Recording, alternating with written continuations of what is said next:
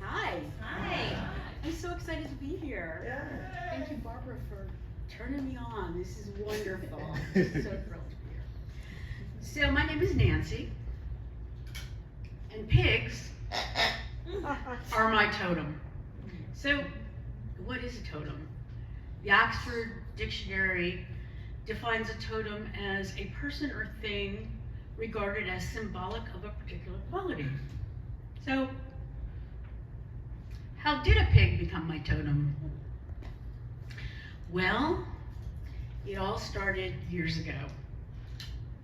With dreams of completing my little family, we adopted a 4-year-old boy from Romania. We were told, all our reports said, that he was normal.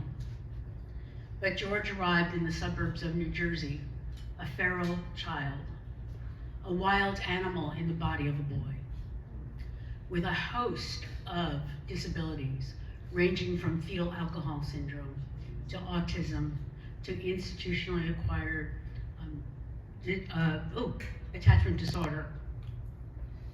We came to know our violent little storm as Hurricane George. And that's when the pigs started coming. They showed up everywhere. They came in the mail. They came as art. They were in storefronts. And my ex-husband even adopted a real pig for me as a pet. His name was Bubba. Now, I know what most people might think pigs, but let me tell you a little something about Bubba. Bubba was smart. He was clean. He was funny. And best of all, he thought I was his mama. But Bubba had this little habit. He liked to open the sliders and let the cat out. And while he was doing that, he would take a little stroll around the neighborhood himself. So on any given Tuesday, I would be chasing Bubba down the street, yelling his name, and wondering why he never looked back to acknowledge me. This happened over and over and over until it hit me. Pigs cannot look backward. They cannot turn their necks to look behind them. All those pigs, all those signs. This was the message. Move forward, move on, live without regrets.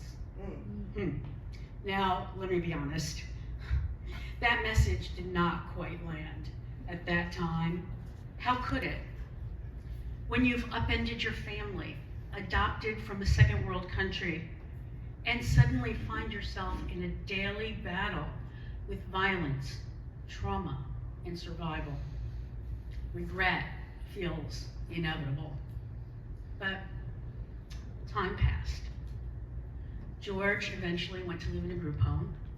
My older son moved away and went to college.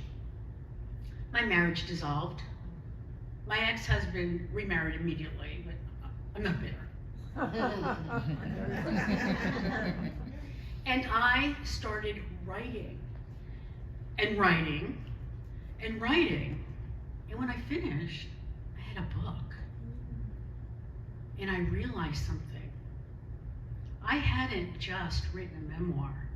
I wrote my way out of regret. I had turned my pain into power, my confusion into clarity, my grief into meaning. And now, I had an award-winning memoir in my hands. When the bow breaks. Because there's something sacred that happens when you stop asking, why me? And start asking, what now?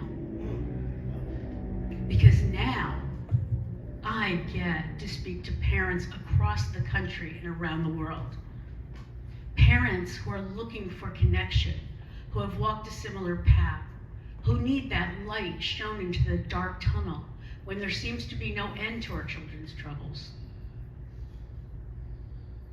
I speak to those parents who have come to the decision and the enlightenment that they cannot fix everything for their children.